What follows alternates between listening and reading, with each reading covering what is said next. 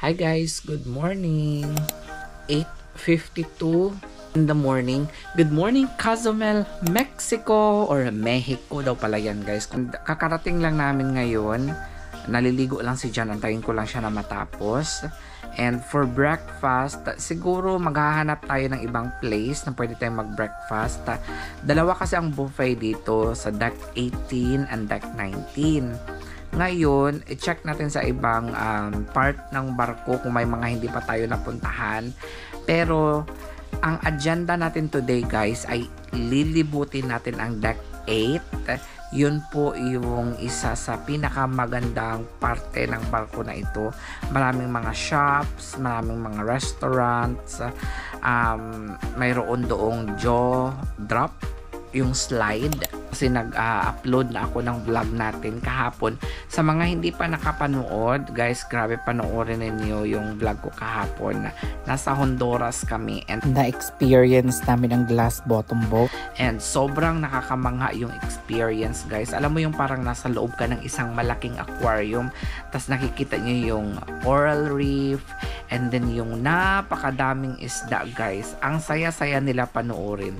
And trivia, Honduras is the second largest, correct me if I'm wrong ha, second largest coral reef in the world, second to Australia daw. O, sinabi naman yan ng tour guide namin kahapon. And then, ano ba ang ganap natin today? So, nandito tayo sa Cozumel, Mexico. Actually, second time na po namin dito sa Cozumel, Mexico. And hindi ko lang alam kung same lang ba yung area or same lang ba yung port na napuntahan namin. Kasi last time kasi, we were with Celebrity Cruises and this time, MSC World America. Alam ko magkakaiba-iba yung port nila eh. So, baka iba yung view na makikita natin mamaya. So, tignan natin and magwa-wander around lang tayo. Wala kaming excursion dito ngayon, hindi kami nagbayad. So, magde-DIY lang tayo. Labas lang tayo, siguro mamili ng mga pasalubong, kumain sa kanilang restaurant, or depende kung ano yung magawa natin mamaya. Kung magaganda din ang mga beach dito sa Cozumel, Mexico. Tomorrow pala guys, nasa Bahamas tayo. Mayroon po silang private resort or private island ang MSC World America. So, nakaka-excite yan guys. Bilang coffee person kami ni Jan guys, no, may itatry din kami mamaya na isang cafe. Dito, specialty ata yun guys. Specialty restaurant din siya. So, tignan natin. May mga Pinoy din ako nakita nung nakaraan eh. So, punta tayo doon mamaya. Doon na lang tayo magko-coffee. Tignan natin. Hala, baka mahal, no? May mga libreng kape naman, Johannes. Bakit doon ka talaga sa specialty restaurant? Kasi minsan din talaga, guys, i-treat din natin ang ating sarili. So, gusto kong mag-cappuccino, di ba? Caramel macchiato, mga ganyan, guys. Parang Starbucks. Diba? So, tignan natin guys kung hala baka $10, no? But anyway, it's okay. Minsan lang naman, i-treat din natin ang ating sarili. Ayan, tapos na ata maligo si Jan. Ako naman ang maliligo. Hello again. Katatapos ko lang maligo guys. And magsasapatos lang ako and labas na ulit tayo. Sinabi ko kay Jan na pupunta kami sa Deck 8. Kasi may mga specialty cafes doon. And sabi niya, gusto niya daw ng regular coffee lang. Nagdadala po kami ng sugar, guys. Ayan. Yan po yung erythritol. Yan po yung ginagamit namin na sugar. Parang mahulog yung short ko, guys. Siguro pumayat ako. Wow. Sa alaala ko lang siguro. Kasi how many pasalubong left lang ba? May utang pa tayo na pasalubong doon kay, sa Jean. Sa Jean Philip. At saka may kababayan kasi si Jan na na-meet kagabi. What's his name there? Na kababayan in the bar. Ayan, may dalawa pa tayo dito. So, ito yung sa Jean Philip. Yung sa Chocolate Cafe. Rexy. At saka ito naman yung kay Rexy. Nakakatuwa guys, no? Dahil every time we go there, there's all a kababayan. Whatever bar it is, whatever department it is, anong floor it is. They're not open until tonight. Okay, so we will just leave this one like that, do not disturb, para hindi sila papasok dito sa room kasi hindi kami magpapalinis everyday guys. Tapos yung mga towels hindi namin pinapalitan everyday, no? Kasi hindi naman necessary. Diyos ko, sa bahay nga ang towel nga minsan inaabot pa ng 4 days, 5 days. Diba? Or even 1 week. Aminin niyo ang totoo. 'Diba? So, hindi naman kailangan talaga everyday na papalitan yung towel. At saka mag-make ng bed, hindi naman kailangan. We can do it ourselves. Hindi porket ganyan ang trabaho nila is iasa mo na sa kanila lahat, 'diba? Let's go. Okay, let's get our card. Punta tayo sa 8 there or where do you wanna go? 8 kasi is nandun yung specialty restaurant eh. Nandun yung spa, bar. 8 to pay for a coffee. Aha.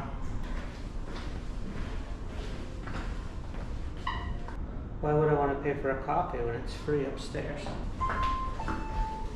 Ayaw ni Jan na magbayad ng coffee. Which is totoo naman, kung may free, bakit doon tayo sa may bayad talaga, no? Pero ako kasi, minsan gusto ko rin ng premium coffee. Ayan, nandito tayo ngayon sa deck 8. We could have just walked. Kasi nasa deck 9 lang kasi kami guys eh. Aha. This is their spa. Ayan, that's their spa. Ayan. Ay, ang ganda dito sa bar na ito, dear, oh. What kind of bar is this? Champagne bar. Ah, champagne bar. Ay, bongga talaga ang champagne bar. Punta tayo dyan mamaya. May mga jewelry shops. Ayan. Kung gusto mong mag-book ng excursions, nandito lang din. So, guys, here it is. We're here at World Promenade. Oh, 'di ba? Pagpasok mo kaagad guys, eto na agad ang bumungad sa iyo. Napakagandang view. Punta lang tayo sa Coffee Emporium at may nakilala tayong mga kababayan. From Cavite. Saan ka sa atin? Cavite. Oh, Cavite din. Hi. Dasma. Oh. Pistachio and Ay, okay. I'll try the pistachio. Oh, yes. Thank you. Thank you very much. Kababayan ay, kababayan. Saan ka sa atin? sa Mindanao. Ah, sam lang. Saan din ka sa aton? Sa South Cotabato. Marbel. Oh, Marbel. Shout out. Christy. So, tinry ko itong kanilang pistachio croissant. Pero croissant daw pala yan pag-pronounce, guys, sa French. Pero kaya wala man tayo sa France. Kaya croissant, kung ano yung nakasanayan. Tapos si Jan, binigyan din nila ng almond croissant. Ah, diba? Almond man yan pagbasa ko, guys. Uy. Pero mas maganda talaga na may mga matutunan tayo, guys, no, kung ano yung tamang pagbigkas ng mga salita. Para hindi tayo maignorante kapag nasa ibang lugar tayo. Ayan, after namin tumambay doon guys ng ilang minutes, paalis na kami pero tinake out ko yung coffee nila kasi hindi ko pa naubos. Sabi ko dalhin ko to kay $5. Sayang. Ayan, pero ganito guys, oh kaganda dito sa 8. Pag nakikita mo kasi ito sa labas guys, mamamangha ka talaga kasi may mga pailaw dyan guys na nag-iiba-iba ang kulay. So from outside the cruise ship, makikita mo napaka-elegante. Ay, another cruise din doon o sa kabila. Color of the water. Right? Aqua. Aqua, no? Aqua blue? Yes. Grabe, tignan nyo ang color ng water, guys. Aqua blue talaga siya. Pabalik na tayo ngayon, guys, sa room. Kasi may kukunin lang kami ni John. And ito nadaanan natin itong Omega watch. Pero hindi tayo dadaan dyan, guys. Kasi sobrang mahal ng mga relos dyan. Nasa $10,000 nga siguro. Tapos meron din silang Greek restaurant din pala dito. Tignan natin kung makapag-book tayo dito. Kung available pa. Siguro sa last day ng cruise natin. Try natin. May mga nakikilala din ako, guys, na mga passengers na kababayan natin. Hi, Mary! Hi, kumusta? Nice to meet you here. Kumusta? You enjoy? Of course. This is our first time with MSC. Kayo, palagi kayo nagko-cruise. Ship's beautiful. Oh, this is our like 7th or 8th, no? 8. But MSC were 10 times. Oh, with MSC? Oh, so may loyalty card ka pala. Elite pala ito.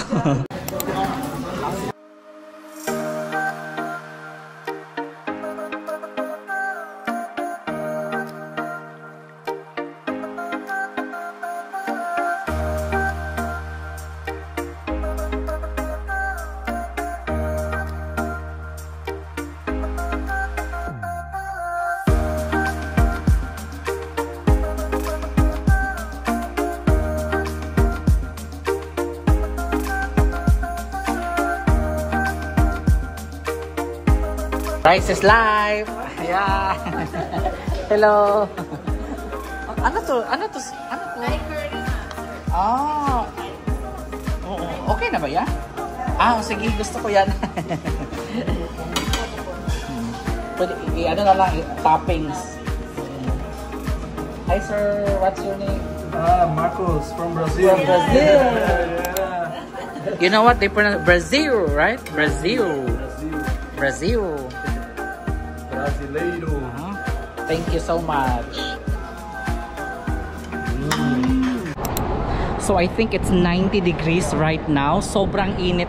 Mahirap mamasyal guys kapag ganito kainit ang panahon. Kaya lumabas lang kami ni John at saka nag-ikot-ikot saglit dito sa kanilang souvenir shops.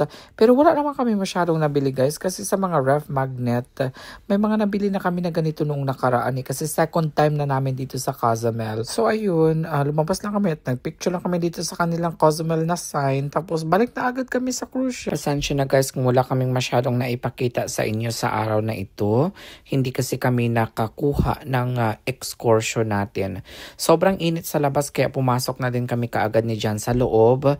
And nag-order lang ako guys ng strawberry shake. And nagpapasalamat ako kay Claire, kababayan natin na palaging nag-a-assist sa amin dito. Every time na pumupunta kami dito.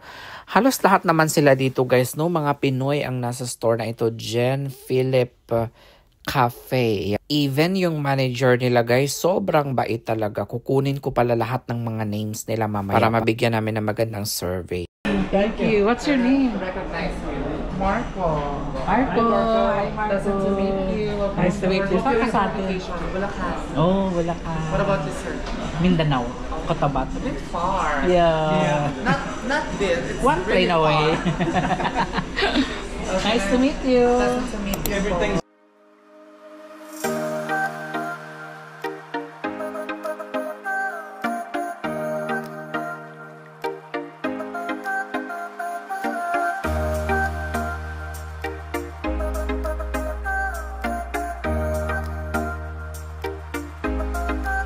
Small piece.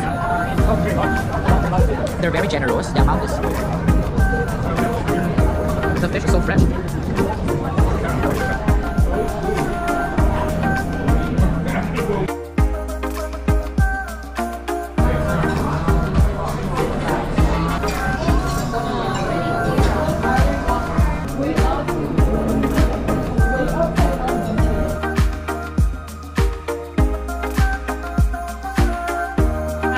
Sa atin, Rexy?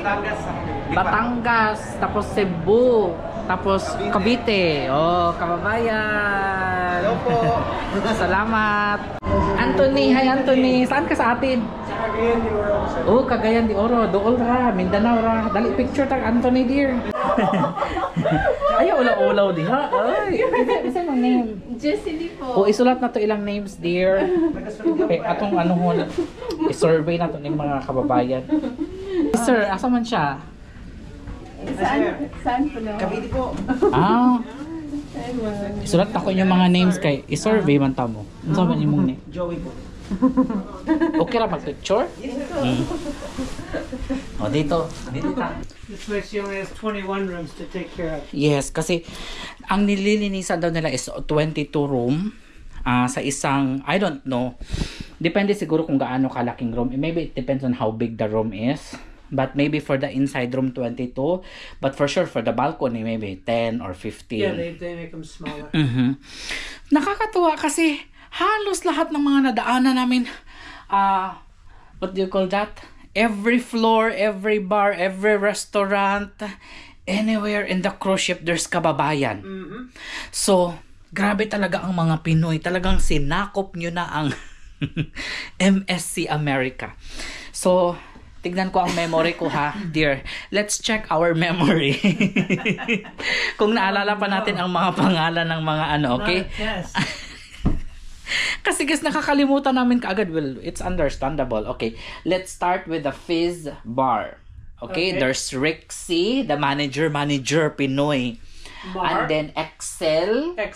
And Mark Hill. Okay. Hi, shoutout sa inyo. Thank you. Is that... Si Rixie from Manila. Si Mark Hill from Cavite. At saka si Excel from Cebu. Okay, check. Now, sa Italy, kung saan kami kumain. Sindra is our waiter, but she's not Filipino. Indonesian? Aha. The girl, the maitre d', is that maitre d'? You call her maitre d'? The one in the reception? Yes. Ang pangalan niya ay si Leabel. Leabel. And then kanina, nadaanan namin si, yung lalaki dear, I forgot the name, from Cagayan de Oro, the one who greeted us in the hallway. From the coffee in the morning, no? Si Jezebel kanina, bago lang natin nakilala, at si Joey, ngayon lang natin nakilala. Kanina pala. No, sa baba. I forgot their names, dear. The one in the coffee. It's the guy and the girl. Sa deck 8. You have to go back. We have to go back. Tatlo pa naman sila doon ng mga kababayan. The other one is in the loft. The other girl. Mahirap anuhin yung mga pangalan nila, kaya ang ginagawa namin guys is nilalagay namin kaagad, understandable naman kasi first meeting. Ayan, ito po yung mga pangalan nila, si Excel, si Rexy, si Claire, VJ, RJ, ayan. May mga hindi pa ako nakukuha ng mga names dito. Maraming Pinoy din doon sa John Philip Chocolate Cafe. So pupuntahan natin ulit sila doon mamaya. So, ay, grabe ang busog ko talaga guys. May nagsabi pala sa inyo, Johannes, bakit puro pagkain ang pinapakita mo sa vlog mo? Guys, please, intindihin nyo na lang. I take that as a constructive criticism. But please, this is my vlog. So, I have to show you whatever I want. So, cruising kasi guys is about food, it's about drinks, it's about eating, it's about drinking. So mostly pinapakita ko talaga sa inyo yung mga restaurants dito, cafe, buffet, yun talaga ang pinapakita ko kasi a day in the life, no? As much as I would love to show you guys all the places, I cannot because we don't have excursions. For example, here in Cozumel, Mexico, this is our second time na here, so we did not get any excursion. So, we just went outside and then, wala naman masyadong maipakita. Guys, ang maipakita ko lang talaga sa inyo sa outside is mga boutique, mga souvenir stores, mga puro magnet ang ipapakita ko sa inyo, diba? So, hindi naman yun masyadong exciting para sa inyo. Siguro next time, siguro pag mga land tour, yung magstay talaga kayo dito. For example, mag-fly talaga kayo to Mexico just to see their beautiful places, their tourist spots. Yun yung maganda siguro. Pero yung nakakross ka kasi limited lang yung time mo. So, please understand na hindi naman maipapakita talaga sa inyo lahat. At saka, may bayad po yung mga excursions, kung alam nyo lang. Kunyari, lalabas kayo, tapos sasakay kayo, magtutour kayo. May mga bayad yun, $100 each.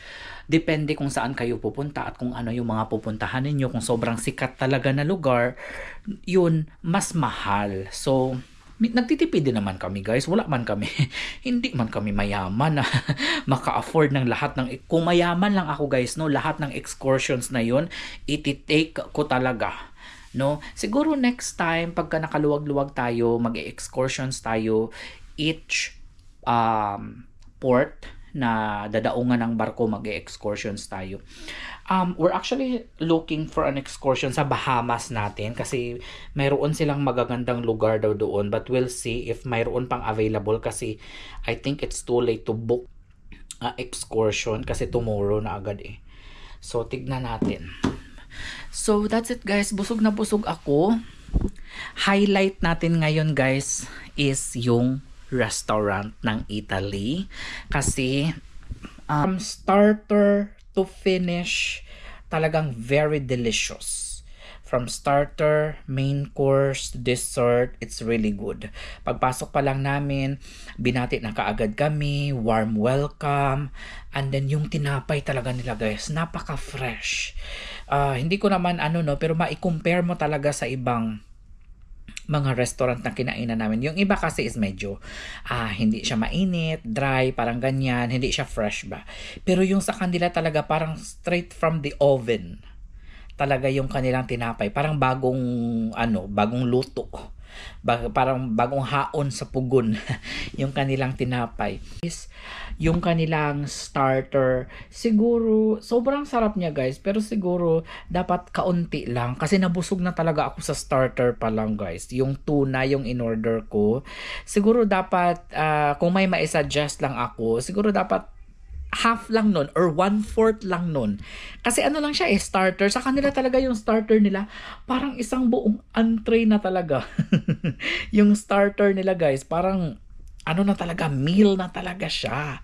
Tapos, yung kanilang in order ko na pasta, very rich in flavor, truffle pasta, talagang 10/10 talaga siya guys. Kaya hindi ko na nga naubos yung dessert ko kasi sobrang dami nga ng serving nila. So, dapat bawasan nila yung serving nila. Yun lang ang masasabi ko. Meron pa pala kaming show na pupuntahan guys, yung Dirty Dancing. Naalala ko nakapag-book pala si Jan. Tara, labas muna tayo saglit bago tayo matulog.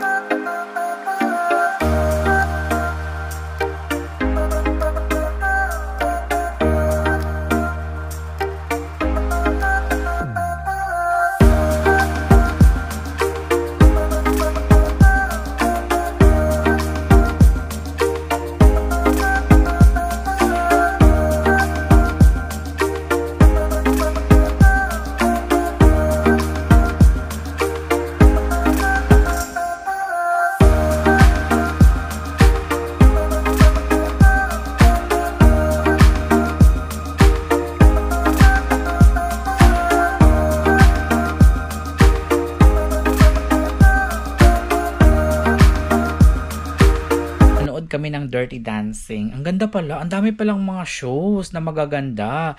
Minsan kasi, maaga na ako natutulog. Hindi na ako lumalabas. Mga 9 p.m. to 12. Marami palang mga magagandang shows or from 8 ata. 8 to 12. Maraming mga magagandang shows. Ang dami kong mga na-miss. Kasi minsan kasi, nauna na ako umakyat sa kwarto. Minsan si Jan na lang yung lumalabas kasi nga nag-e-edit pa ako. Ang dami ko pang mga trabaho na tinatapos. I think marami akong na-miss na mga magagandang shows. So siguro stop muna ako ng vlogging, no, habang meron pa tayong 2 days to go. I think tomorrow Ocean Cay, saan yun dear? Tomorrow? No, Sea Day. Sea Day tomorrow, and then siguro tomorrow iikutin natin ang buong barko. Tapos next day is Ocean Cay. Okay. So ayun guys, wala muna tayong vlog ng Thursday, Friday, Saturday na lang ako mag-vlog. Siguro mga Sunday, siguro off muna ng 3 days guys kasi gusto kong sulitin muna yung bakasyon namin ni Jen kasi parang nape-pressure kasi ako everyday na nag-a-upload ako.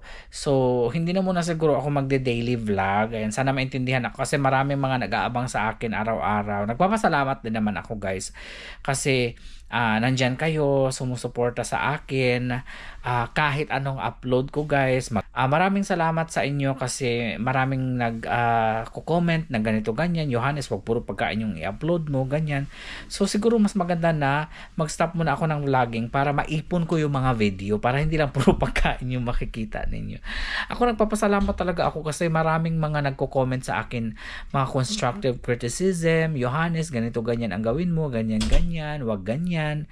So natutuwa ako, nagpapasalamat ako kasi sa pamamagitan yan, parang naano ko na importante ako sa inyo guys. Hindi ako nagtatampo or nagagalit or what guys sa mga sinasabi ninyo sa akin about sa vlogging ko. Natutuwa pa nga ako kasi binibigyan nyo ako ng idea kung paano ma-improve yung skill ko sa editing, ganito ganyan, kung ano yung mga ipapakita ko sa inyo, which is para kayo naman, gusto ko kayo ang masunod kasi kayo ang nanonood sa akin no? So maraming salamat sa inyo. So guys, yun lang muna. Stop vlogging muna si Johannes for 3 days lang naman guys ha.